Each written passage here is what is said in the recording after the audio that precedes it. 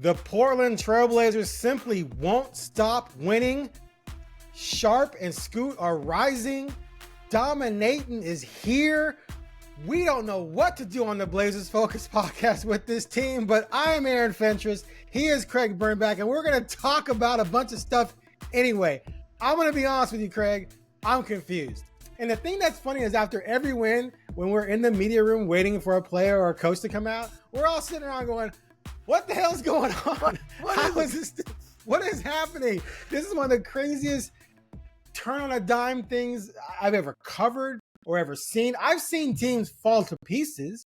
Like we can go back locally to the Oregon Ducks. 03, they beat Michigan and then fell to pieces. 06, they beat Oklahoma and then fell to pieces. We've seen that, and we've seen the Blazers fall to pieces.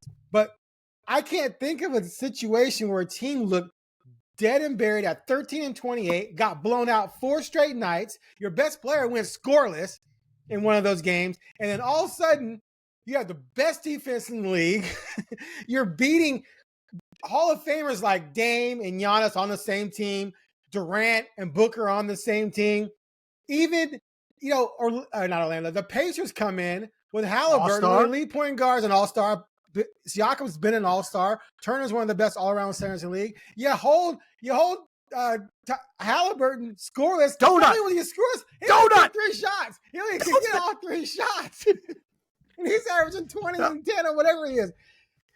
I look. I texted you the answer. What'd you say again? Last night during the game, I texted you the answer. There's only one answer. Alien abduction. They all switched them out, man. These are all pod people. They're pod people now. I might have been inspired by that because later that night, I texted someone and said, you hired a witch doctor to transform all of these people into something that they weren't supposed to be. How do you go from Scoot Henderson being like one of the worst three-point shooters, one of the worst all-around offensive players in the league, period, stepping up and hitting threes in clutch situations? He's Scoot Curry, bro. 10 games. It's insane. Curry. I think they're going in now. Like I'm down. Like, you got me.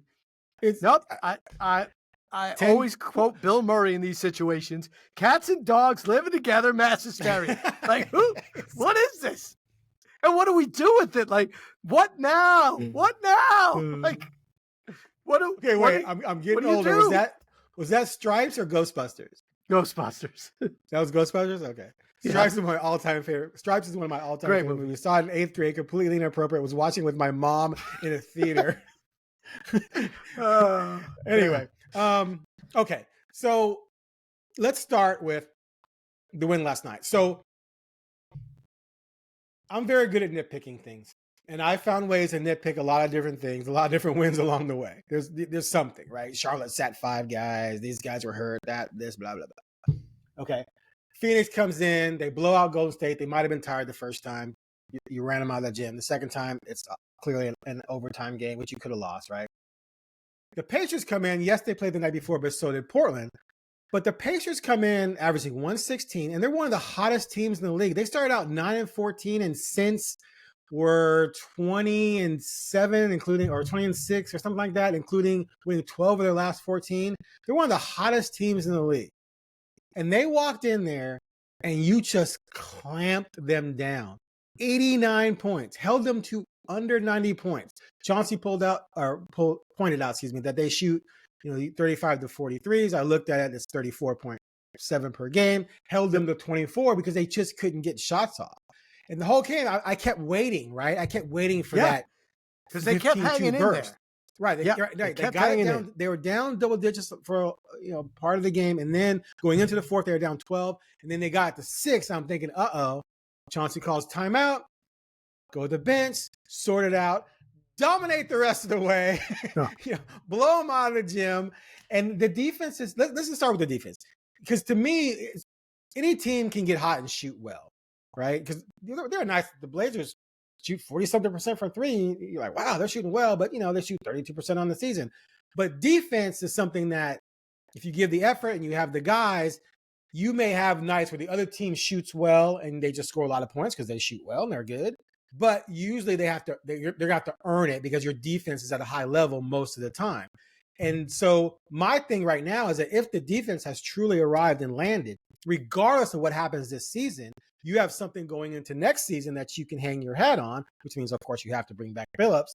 But it also gives you a chance the rest of this year to keep this going. They're not going to win 28 of the next 30 games. I'm not saying that. I'm saying that they are formidable right now because the defense looks amazing. And I'm asking you, do you think this is going to last, or they're going to go to Denver next week in Minnesota and just get blasted? So that is possible. Right. But what I saw is a team that understands now what it takes. So it's not like Billups changed his defensive strategy. It's like all of a sudden,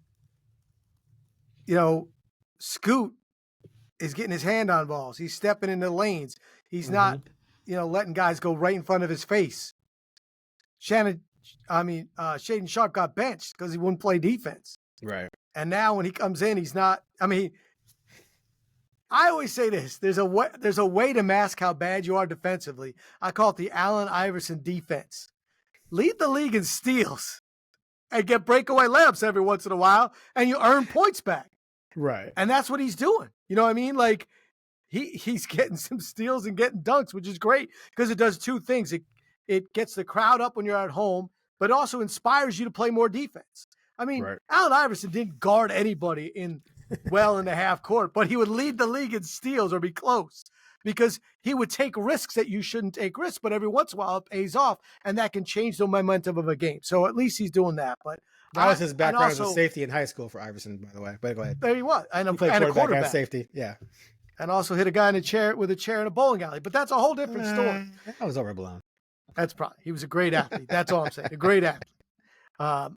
But the one thing that cannot be understated right now is Kamara's defense is ridiculous right now. Ridiculous.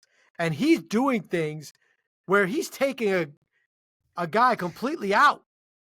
You know what I mean? Like, he's locking up guys and then still getting back, making steals. I don't know if they fouled the Pacers like 87 times on layups, but my God, did they get bodies on them and not get a lot of fouls called. But even Scoot, there was that one play where he fouled. I forget who he did. He fouled him so hard on a layup on a putback. And I don't remember seeing that. Right. And I was like, well, there you go. You know what I mean? Like, there you go. That's what winning teams do. There are no layups. Everybody who's been around a competitive basketball team, Al Skinner, when I was at the University of Rhode Island, going to practice every day, no layups. Like, that is not allowed. Like, we foul. We do not give guys easy layups. In the NBA, it's almost less than in college because there's certain guys you don't go for because they won't lay it up. They will dunk it. Right. And Al Skinner's other rule, he did not like missed dunks. If you can't dunk, lay it in. That's his thing. Don't miss dunks now. I'm just saying, like, that kind of effort when you're seeing that together. And what the Suns tried to do, it actually worked in the sense that they wanted Ant or Scoot to guard Durant. They did everything they could to get that one-on-one matchup. But they played hard, both of them. Now, I will say this, Durant for a while was just eating them up, in the post going out. But then he missed shots that he usually would make. But I think that comes down to the fact that they're not making it easy. So when you hold the Pacers, last night, that was so impressive. I kept saying, is Halliburton in? Is he in? Is he in? Now, he played only 25 minutes. He was terrible. He was minus 23. But they just didn't let anybody go nuts. Their leading scorer had 17. Siakam had 16. I'm just very impressed with that. 5 for 24 from 3. And you're like, oh, okay. They shot 42% from 2. This team scores. That's what they do. And I will say this, the Blazers now are 14-13 at home. I've always said this, and I've got a lot of experience with this, rooting for a bad NBA team. But win at home. You know what I mean? Give me effort at home. Give me a reason to be able to watch some games and feel some energy. we were just talking over like, the holiday, how people are like, I've never seen the Rose Garden. I'm sorry, I went old school. But that Mona's empty. Center, that empty. And with no energy. So this one of the Suns now games, there's energy at least. One of the second Suns game, I think it was like 15,000, and someone who's new to the Blazers, who works for the Blazers, made the comment of like, "Well, that's not bad, is it?" To me and Jason Quick, and we looked at each other, and I said, Woo. "Yeah, they're new here." Yeah. And so this person's only been around since the tanking and losing began, and so they've never really experienced what Blazer Mania and Rip City is like when people are jacked up about the team. Now the energy was there clearly because they were beating the Suns, but the place was nowhere near packed. Now, you bring up a great point in terms of people being interested maybe now in this team, and so we'll see how attendance, if it blows up, if people with season tickets can all of a sudden get face value as opposed to taking a bath, or want to go. Or just want to go. Yeah, exactly. Better yet, back in the day, no one gave up their season tickets. Yeah, because they wanted to go. They wanted to see, and they're Dame score 60. This is an entertaining team, and it was. I asked Chauncey about this last night because Denny and Ayton didn't have tremendous nights offensively. They didn't put up the numbers that they've been putting up in a lot of games during this stretch. But clearly they do other things, right? And but they didn't skip a beat offensively. They still scored a lot of points because, and we've seen this, the scoring spread around. It was one night against Phoenix. They had 7 guys in double figures, whereas the 2 Phoenix stars combined for 53, and no one else I think was in double digits. And Chauncey talked about how like that's how we are as a team. You can't single in on any 1 or 2 guys because all of us are playing our roles. And so therefore, when opportunities come to us, we're ready to take advantage, as opposed to someone jacking up a bunch of shots and being the focal point, and then everyone else gets lost. And we saw an example of that last night where, a few nights ago, Denny's scoring 28 and then 30, and then Ayton just had 25 and 20 and was dominating for a while. And then they combined for what? Under 20 points combined? 16 points, I think, combined? 14. I think Ayton had 8 and 14. Yeah, they combined for 14. And Denny offensively was horrible. Yeah, he didn't get his first, 2 for 9, 1 for 6, 5 turnovers. Right, and what was terrible about it, but he didn't shoot 16 times while playing that badly. He just did other things and let other guys take the burden. So it's really an example of really fun, what I consider pretty fun, exciting team basketball on both ends of the court. And so you feel like you're watching a team where you have 8 guys. None of them are all-star caliber. None of them are going to come in and average 30 a night. But all of them are capable of scoring 20 in the blink of an eye at any given time. And that makes you pretty tough to beat, especially if you're getting it done on defense. Yeah, they won last night because of defense. I mean, that's it. They scored 112 points, and they scored, 33 and 34 in the second, third and fourth quarters. Because the first half was 45-38, something like that. Yeah, it was 45-38. They were both terrible. But the thing that this team is doing, which is what you want a young team that doesn't have a star on it, they are getting their from the defense.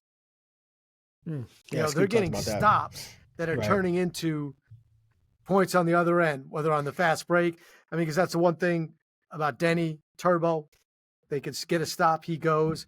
I mean, I mentioned Sharp. He had 3 steals last night, and it led to 2 dunks, breakaways. That gets you up. I can't remember DeAndre Ayton, since he's been a Blazer, get a steal and a breakaway dunk before. That was crazy.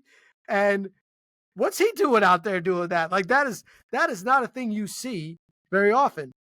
Centers getting steals and breakaway dunks. So that to me is what makes a crowd enjoy it. It makes a fan enjoy it when you're like, okay, the defense is transitioning into exciting moments on offense.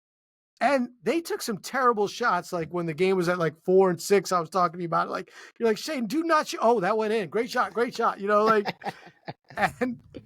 that's what young guys are going to do. But Chauncey Billups is pushing all the right buttons. I mean, he was hired to fix the defense. It took a while because of all the changes, right? and injuries and things like that. But this is what Neil Olshey was envisioning or hoping to see when he hired Chauncey. And now we're seeing it. We've seen it in pockets and pieces here and there. The start of Dame's last season, they started out playing really well on defense, and then injuries hurt them, et cetera, et cetera. But we're seeing it with this group, and he finally has a bunch of length. He really wanted they're huge guys like Tumani, guys like Denny, 6'7", 6'8", 6'9", to go along with someone like Grant. Long. Yeah. So whereas when he came here, you had Dame, CJ, and Powell. All really good players, but all three together on your defense, not so formidable. Now they're the tallest team in the NBA. Right, exactly. Okay, so the first time they've won 9 out of 10 since the end of the last time they made the playoffs, the 2020-21 season. They're 4 games out of 9th, and there's a tie for 9th coming into today between the Suns, Mavericks, Warriors, and Kings. Do we even dare? I don't know. You're within 4 games. You're within striking distance. You just are. And the Suns are talking about trading Durant maybe, and they just don't look good anyway, right? No. Which we're going to talk about later. How the Blazers have destroyed the Suns in more than one way. The Warriors might not be able to add anyone. And I don't know. They might add Durant. Yeah, I mean that would kill the Suns, but make it almost a guarantee that the Warriors would be 9th, right? That still opens up 10th.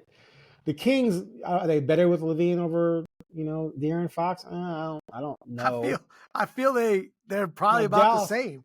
Now Dallas is about to make a run now, so Dallas is definitely going to climb up. I think they were going to climb up one way or the other, but now they damn well better climb up.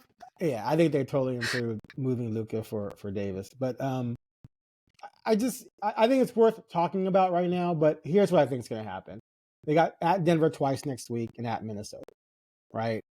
And then they have some tough games coming up. There's no way this team became a dynasty overnight. So the 9 of 10 is going to fall. They're going to fall back. So they're going to have a stretch. Let's say they have a stretch where they go 5-5. If 2 of those teams ahead of them go 7-3 during that stretch, now all of a sudden you're 6 or 7 games back with 20 games to go. You're not making that. So I do think there's going to be a backslide, and a couple of teams are going to surge, and then boom, you're too far out of it. But as of this moment right now, they're in it. But do they want to be in it, Craig? No. Absolutely not. But here's the danger of where they are right now. You're in a situation where it's crazy. If you have turned the corner, not to the tune of winning 90% of your games, but if you have turned the corner and you're now good, you're going to play well enough to be the 11th, 12th pick and still not get into the postseason. So this is what I told you last time. It's bad. It sucks when you're rooting for a team where winning could be detrimental, and it's detrimental to them because they're good. Their best case scenario is a play-in and then get smoked. You know what I mean? Like they're not good enough, but I don't think that's going to happen. But I still think let me correct they'd be worse. The worst they could be would be 10th pick because 20 would be in the post. Well, yeah, because 20 would be in. Don't they have to give up their pick? No, they give up their pick if they made the playoffs, not the playoffs. Right. So if you make the play-in, you make the play right, then you have a chance to, right, and then the pick goes to my Bulls, by the way. So let's go Blazers. No. But you Bulls do that. The Bulls are unloading. So that would be devastating. That would be devastating. Could you imagine? But okay, let me look at the standings real quick. I can right now. All right. So right now they've already fallen to 8th or risen to 8th ahead of Philadelphia. And the Bulls are doing a fire sale. So they're going to sink like a stone. So that pushes you to 9th unless you sink as well. You are 5 wins ahead of the Nets, who are 6. Are you going to be able to lose 6 more games than them? So no. So the best case scenario really is 7th if you're able to fall and hope Philadelphia tries to get into the play-in, which I imagine they will. If they're healthy, they're going to try to keep winning to get in the playoff. So maybe you can move down to 7 again, but I think the Bulls are going to pass you. You're an Embiid sneeze away from them tanking too. True. Yeah, you are. True. So I think right now they're going to end up probably, I mean, we'll see what Atlanta does. They just lost Johnson. I think best case scenario you're looking at is 8 and probably going to end up being 9, depending on what happens with Philadelphia. So it still puts you in the mix, right? But it's not as attractive as 4 or 5, clearly. But that ship has sailed. When they were 13 and 28 and they lost 4 games in a row by 96 combined points, whatever it was, it still seemed like they could get into that bottom 5. Since then, 9 and 1, and that ship has sailed. You can't go 9 and 1 and be one of the worst 3 teams in the NBA because you've already won more than half the games that those teams are going to finish with. Like somebody's going to finish with 16 wins. Like 17 wins. Like it's they're going to take the crap out of it. So, right. Yeah, it's so bizarre because, like, what do you do with it? Other than, in a way, you just got to let it go and enjoy it and say, my goal is to watch my team and enjoy it. And I'd much rather watch us win than lose. But at some point in time, all right, we're going to nitpick and try to find some negative, which I don't want to do. But there is part of me that watches DeAndre Ayton and Grant and even a little bit of Simons play with all this energy right now, right before a certain date. And if the trading deadline comes and goes and they're still here, is that really what they want? I mean, if I'm Jeremy Grant, I don't. If I'm Jeremy Grant, I'm playing my tuchus off because everyone's told me that I read that he's had such a bad year and he has one of the worst contracts in the NBA. He's impossible to trade. And he's like, whoa, I can only control one thing, and that's my effort. And I got to show people he's defensively been balling out.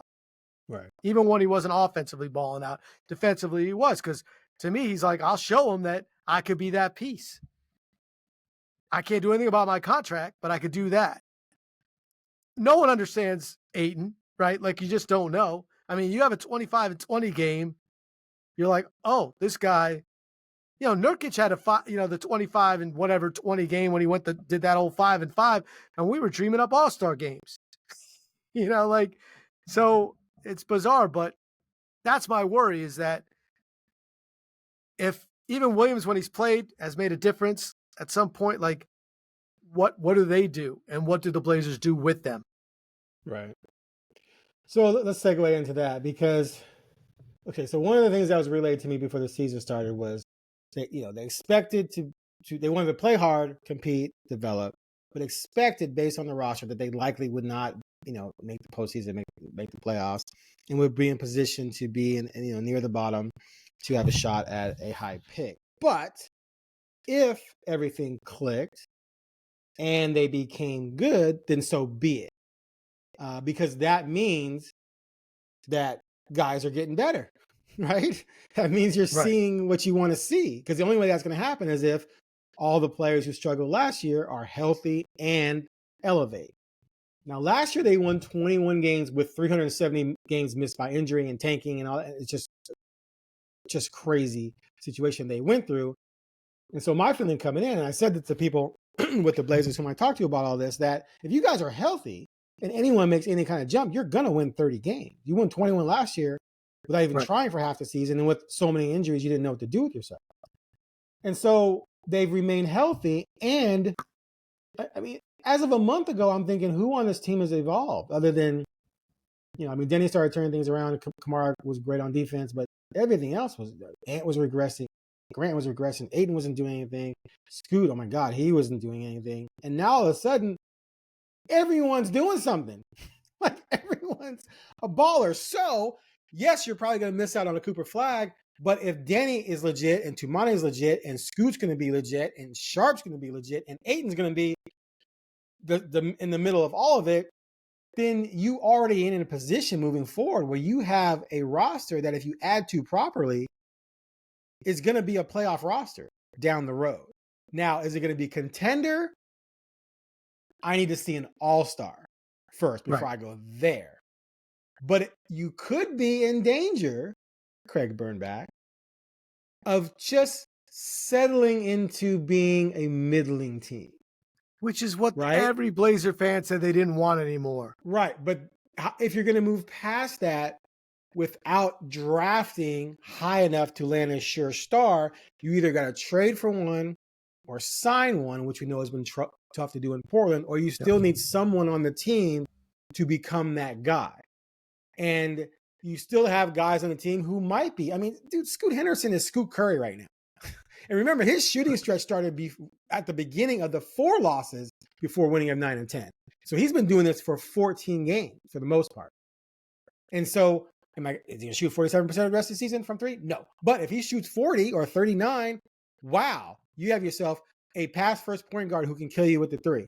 So he elevates to someone who can be a potential franchise guy down the road. And then the same thing with maybe Sharp as well. So maybe ultimately they'll have that guy within, but I'm afraid that they could end up in a situation where what we're seeing is them going from bad to solid, and then they get stuck right there without having a true star to build around.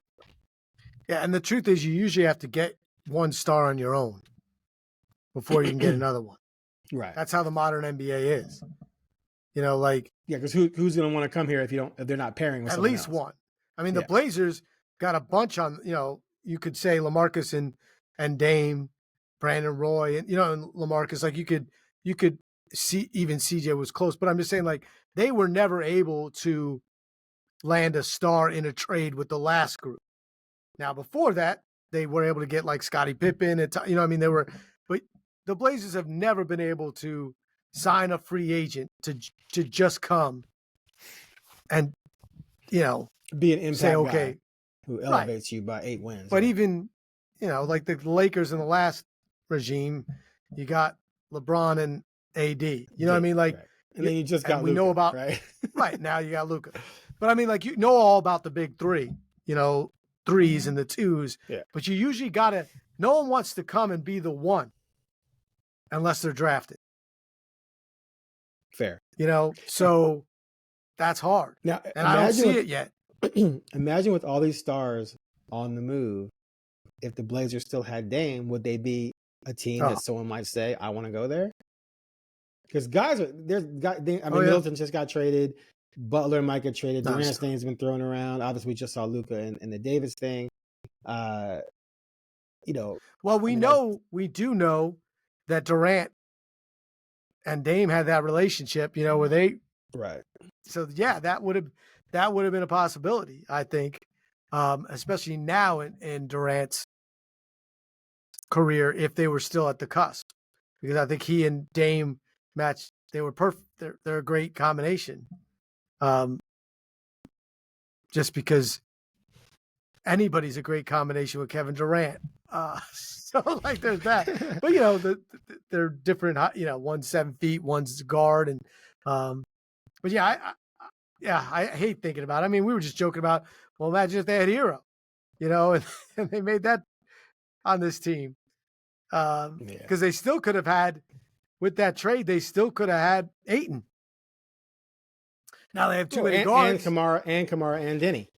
Right. So you might have, and then what are you doing? I don't know. But you can't go back there. You have to just think about what you have now. Just interesting. Yeah, it's just interesting only because there's been so much player movement since everything went down with Dame that you think maybe they could have got one of those pieces to add to it. But now can they get a star caliber player to come to this team? Can you dangle the Bucks pick and swap with whatever to get someone to come here eventually? We'll see. But right now, because of how well you're playing, the odds of you getting a star in this coming draft, not very good. And the odds of you now maybe making the playoffs next season, which then you finally lose your first round pick to the Bulls, which you still owe them, but it's top 14 protected or whatever it is. So you're not going to have that pick. So you're going to have to acquire someone some way or hope someone on this roster becomes that guy. They're playing well as a team, but I just don't see the quote unquote generational 10-time all-star on this team yet, who's going to be the face of the franchise that leads you into, being a top 4 seed in the conference. Anyway, so let's transition now to the trade deadline tomorrow. It's Thursday. We're recording this on Wednesday. The rumors out there around the league are just wild. And I swear to God, man, I want Trump to sign an executive order of all the ridiculous orders he's signing. Sign one that says you can't tweet that a team has had discussions about somebody. Okay, can we eliminate that? That's the dumbest report imaginable. Every team in the league has some sort of discussion about almost every player in the league. And the discussion could be, what do you think? Should we maybe make a move for Zion? I don't know, man. I don't really trust him. Okay. So-and-so had discussions about Zion. Boom. We got to get rid of those. But there have been a lot of substantiated rumors, legit rumors that I think have legs. And we've seen some trades play out already. So there's a lot of movement out there. And here's what you do know. If you don't hear it, it could happen. It could happen too. Right. Exactly. Because LeBron James didn't know Luka Doncic was going to be his teammate. And exactly. So that's what I always say. The ones that happen are the ones that don't leak. A lot of times. But what we're not seeing at all are any discussions about the Blazers, which could fall into what you just stated, that maybe there's secret stuff going on. But what I'm being told, I'm not being told nothing's going to happen. I'm being told that it's not likely. And there's a lot of levels to that. The number one level is that the Blazers, if you've truly turned the corner with this group, then it's not just about developing the youngsters for the future. Because the youngsters are a part of the present and still a part of the future, but the veterans you got are helping you win. So if the Cooper Flag thing is done, then you're not going to just give away your good players who are helping you win. You're not going to trade Grant for a couple seconds. You're not just to move him out of the way. You're not going to trade Ant for a couple seconds. Robert Williams even. Why am I going to give up Robert Williams for a couple second round picks when he only makes $13,000 a year and he can come back and trade him in the summer or and bring him back because he might be a good piece for us moving forward to help us win next year. So I think some fans are going to be disappointed because all this crap about how they should be getting rid of this person so they can start Scoot and Shade. And it's just so nonsensical. Those guys will start when they earn the right to start, but they're coming off the bench as ballers. They combined for 34 and 12 and 9 last night coming off the bench. So I just don't believe there's a lot of heat on the Blazers players, and I don't think they're going to give away someone for chump change just to move. So I think, I like to say, two things can be true. And I will say the other reason why there's no heat on the Blazers players, because their contracts are not ones that are great to move right now. Ant is, though. Ant has the best contract. He's only making 24. Sort of. He still makes 1 year remaining. At 25 plus. At 25. He's 25 years old making he's making 24 this year, I think 25 next year. That's nothing. That's chump change. So you say that, but with that second apron, and you say that, who's going to be able to take that $25 million and fit? Well, they would give back. They would give back. Right. You got to have whatever a piece, money they had to give back, and then a pick. And a pick. Right now, I'm not so excited about that trade because I don't know if Ant's my lead guard on a championship team. I don't know. It's not been a year for me to say yay. If I'm Orlando, I'm like, whoa, I got to find a $25 million to match and give you a first round pick for this guy. I don't know about that. And I don't know if we're going to, right? Right. So where's that fit? And Grant's contract's terrible. I don't care. I mean, right now, I hated that contract from day one. I tried to get convinced that you got to pay somebody something, but now I'm like, this guy is not even a starter on a playoff team. And he's got too many years and too much money on that contract. So I would get off that contract for 2 second rounders. I mean, I really would. And Robert Williams, the dude doesn't play. He's never played more than 61 games. He's played 17 games for the Blazers in 2 years. Why would someone give you a first-round draft pick? Now, if the Lakers are desperate enough because they need a center, and even 20 minutes of Robert Williams is better than they have, and they need to do something, Like if you could get a first-round draft pick, no matter how low, you do it. But I think that this stuff about like you need them to win, like, yeah, if your plans to be mediocre, if your plans to be stuck in that spot, but I don't need Jeremy Grant to get me to 32 wins. Like I don't care about that as a Blazer fan or if I'm working, for the Blazers, I'm in the front office. I'm like, no. I need Denny Avdia. But if you think you've turned things around, you're thinking next year you're going to win high 40s. But I'm not going to do it with Jeremy Grant in the end. So why? I got to get something because he's not good enough. Jeremy Grant, you just talked about his defense. He has stepped it up, but his offense has been terrible most of the year, and he has been inconsistent. It's been better lately. But. Yeah, but I'm just saying he's not worth $35 million a year. Like it just isn't. And I know I'm not going to win a title next year. I need to play my younger guys and let them grow and see if they're going to be that good. So I would move Grant.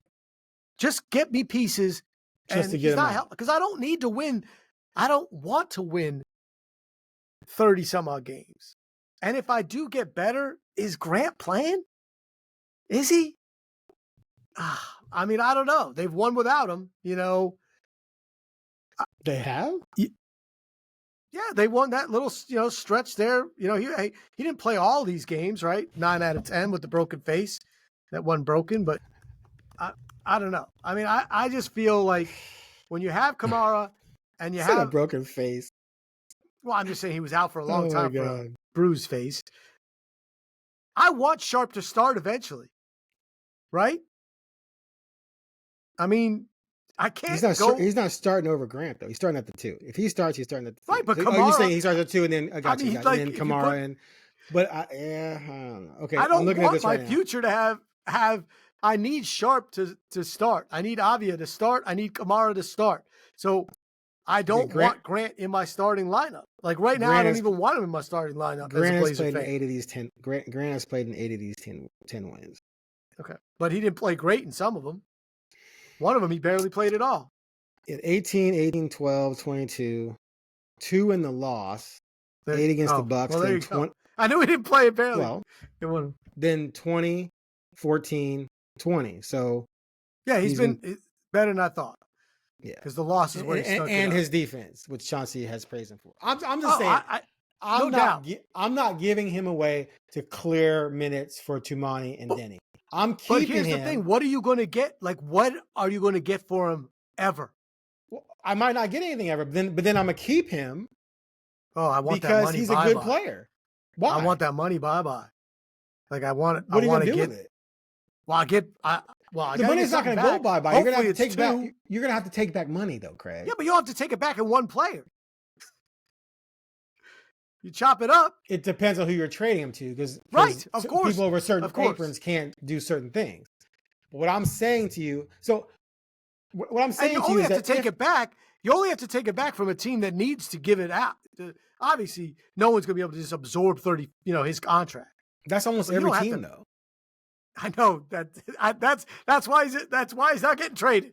Like no matter what we say right now, it doesn't matter because he can't get traded because no one can. To your point, though, teams aren't going to take on that big contract and give you a first. Like the Bulls, Bulls fans are freaking out because they got next to nothing for Levine. They got the protection taken off of their own pick, right? And then they got Zach Collins, Trey Jones, and Huerter. How do you pronounce his name? Yeah. Herter? Yeah, he can shoot. Right? And now they're trying to trade those 3. And so, but what they did get is they got rid of $95 million. Yes. So what I'm saying is that you may have to do something like that. But if I'm the Blazers, I'm not taking 3 guys like that just to get rid of Grant when Grant is a part of the reason why I've turned the corner.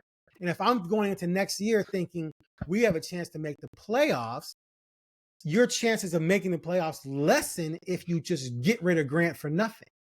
I'd rather have those 3 forwards in the rotation than move Grant and then be looking for another forward. That's what I'm saying. Yeah, I think it's a moot point because you don't have Zach Levine. You know what I mean? Like you're not trading a player that people want. There's levels to it, but at the end of the day, no, I know, but I'm just saying, giving away a contract. We're talking about giving away a contract for nothing. You're saying you would do that for Grant. I'm saying I'm not going to do that. The Bulls did it because the Bulls are doing a complete teardown now. The Blazers are no longer in a complete teardown. So what I'm saying is if I'm going to next season, if I've turned it around and I'm going into next season, and I think we have a chance to make the playoffs, I'm keeping Jeremy Grant. Unless I get a really good deal. So what I'm saying is no one wants Jeremy Grant to do that. So it doesn't matter. No one wants the contract. So it does matter. Right. Okay, so they're going to keep. Zach LaVine is still, are we not talking about the same thing or not? The Bulls. You're saying dump Grant. I'm saying keep Grant. No, but who did the Bulls get rid of? LaVine. Who people wanted. Because he's worth the money. Because he's an all-star. I'm not talking about other teams. I'm not talking about other teams' interests. I'm talking about what the Blazers should want to do. I know, but you need a partner. You need somebody to want the guy. I don't know why we're disconnecting on this. That's not the point. You're saying you would dump Grant. Right. But whatever. What I'm saying is the reason why Zach LaVine was able to be moved is because the Kings looked at him as a future piece, willing to pay that contract to play and lead their team. No one's looking. Okay. We're going like this right now. What you're talking about right now has nothing to do with what I'm saying. Who are you going to trade Grant to? As I'm saying, who wants it? Right. You and I both are. You and I agree on that. But you said you would just dump Grant for whatever. I would get rid of him because I got to get rid of him at some point. Okay, and I'm saying I wouldn't do that because I want to try and win next year, and Grant's going to help me do that. I'm saying it doesn't matter what I want because it's not an option. Okay, and that's fine. That's a different conversation. We're on it. Yeah, that's what I'm saying. I'm saying like I don't feel like I have to really think about it too hard because nobody wants it. But at the same time, I disagree. I think someone out there with another bad contract that matches would say, "Fine, here, take this bad contract. We'll take Grant. We'll give you a couple seconds." But they're not going to do that. I don't want first. Right. That's what I'm saying. And that contract could be shorter. They could do it for someone who maybe only has 1 year left instead of 3. That could be a thing. But anyway, all right. So we both agree that I want it expiring. I want to get rid. I just want that money. I want that space because I want to be able to move around, maybe sign some players if in a miracle, or make a better trade where I have the space. Right. And I'm not trying to, dump one big contract.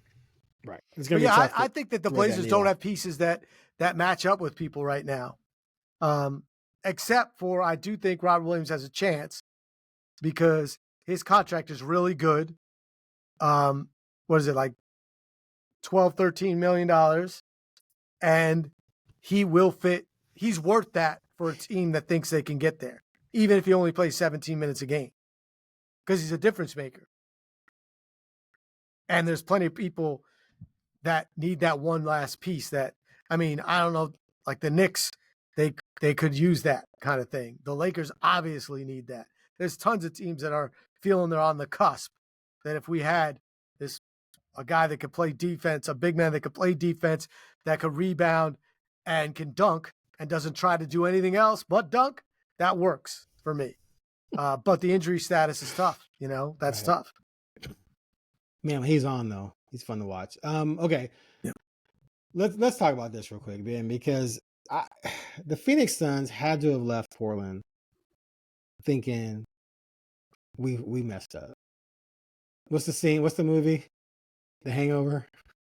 And the guy's on the phone. It's like, man, we have tough. They got their butts kicked twice. Well, twice overtime. But in the overtime game, Ayton had 20 and 20, and Kamara had 18 and whatever he had. It was draining threes. If the Suns had those two guys, right now, they would be one of the top 3 or 4 teams in the West. Because they're missing a center, and they're missing a 3-and-D defender with length. It's one of the worst outcomes for a trade that we've seen in a while, because the guys they got, they benched Nurk. Yep. Nasir isn't even on the team anymore, and neither is Keon Johnson. That is tragic. And you end up with Durant, Beal, and Booker, and now Beal's coming off the bench, and that trio just doesn't work. It's mind-boggling. And if they're talking about trading Durant, I think they should absolutely move Durant. 100%. You're done. See what you can get for him. So you can get back some picks that you gave up to get him in the first place. But the Blazers destroyed the Suns. That trade, which we have to give major credit to Cronin for how that's playing out right now. When it's, before it looked like, oh, they got Kamara, but Ayton is just not going to be great. But right now he looks good. Is he going to keep it up? It's only been 6 games. We'll see. But holy moly. I mean, with Nurkic, that's just so bad for the Suns. When you're looking at Nurkic on the bench, that's after he started. They didn't get him to move him. He had a decent season last year too. And this year he came in as a starter, but he was playing horribly. Well, the whole thing, when you shoot 45% as a center. Come on.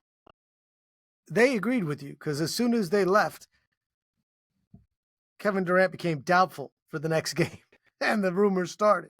So the latest say they're not going to move him, but we'll see. But maybe they won't. But certainly they left thinking we're not close. I mean, the whole thing is a mess. I mean, they got Bradley Beal coming off the bench. Like that's not what you want. To be fair, they were playing well. I can't remember what they were doing. Yeah, but they're still a mess. Playing better, but they're clearly not. They go up against a team that's athletic and younger, like OKC. They're just because Durant's not the same guy he was at 30, 29. No, he missed shots that I was shocked. Yeah, I was just shocked. Good. He's clearly good, but he can't be your number one. And Booker's having a down season. It's just crazy. Yeah, but I think the reason why Booker's having a down season, maybe Durant looks the way he looks, is because of what they're surrounded with. Like, I don't even think they match up. They're not a great pair. Right. They do very similar things. But it's very rare you see a team make a trade and then have the principal players they gave up end up being exactly what they're missing. Yeah, I mean, at least. At least for 2 weeks. At least for 2 weeks. I mean, the Ayton thing, there was a lot to the Ayton thing. You know what I mean? But even if Ayton was just regular Ayton, he's still better than what they have at center. Well, you see what I'm saying? That trade was made because, maybe something similar to Luka. They didn't want to be in the Andre Ayton business.